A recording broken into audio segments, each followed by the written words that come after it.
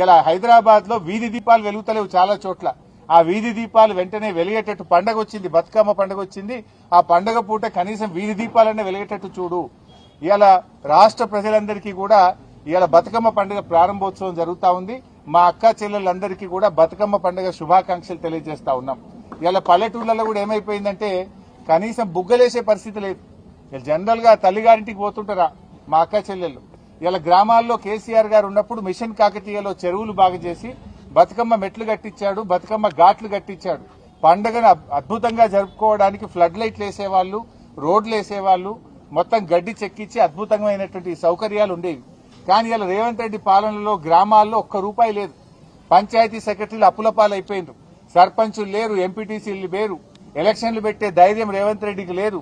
గ్రామ పంచాయతీల్లో నయా పైసా లేదు.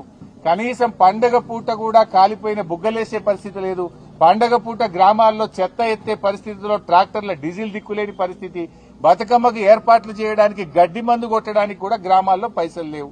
ఇది రేవంత్ పాలన. మాటలకు ఎక్కువ, చేతలకు తక్కువ. కనీసం పండగనన్నా పట్టించుకో. ఈ పండగ పూటనైనా గ్రామ పంచాయతీలకు నిధులు విడుదల చేసి తెలంగాణలో అతిపెద్ద పండగ బతుకమ్మ, దసరా పండగ.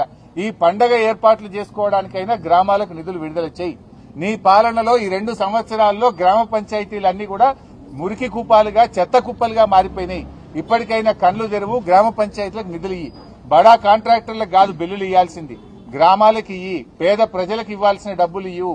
గ్రామాల్లో వరదల్లో మునిగిపోయిన పంట పొలాలకు సహాయం చెయ్యి. వరదల్లో మునిగిపోయిన పేద ప్రజలకు నిత్యావసర వస్తువులు అందించు. వారికి ఆర్థిక సాయం అందించాలని చెప్పి మేము డిమాండ్ చేస్తున్నాం.